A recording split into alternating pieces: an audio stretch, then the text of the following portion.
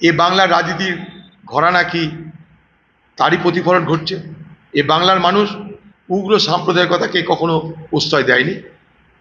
তাই যারা ভোট করতে আসছেন তাদের এ ধারণা হয়ে গেছে উগ্র সাম্প্রদায়িকতা এ বাংলায় চলবে না। আবার বলছি, নির্বাচন মানে, প্রচার মানে তার কতগুলো প্রোডাক্ট থাকা দরকার।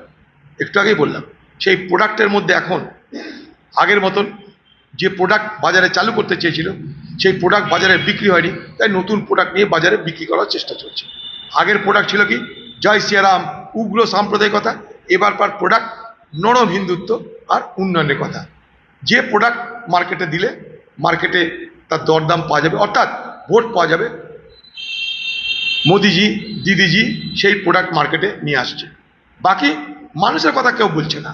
মানুষ ভোগে যাক, ছাত্র সমাজ, শিক্ষক সমাজ, বেকার সমাজ সব ভোগে যাক, তাদের জন্য করে মাথা ব্যথা নাই।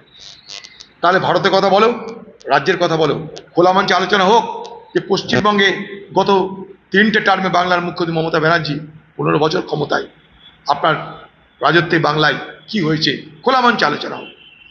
আপনি থাকুন, সবাইকে প্রশ্ন করার সুযোগ দিন। কত মিথ্যা কথা বলেন, কত মিথ্যা প্রতিশ্রুতি দেবেন। চিটিংবাজি, ধাপ্পাবাজি, ধোকাবাজি তো সীমা আছে একটা।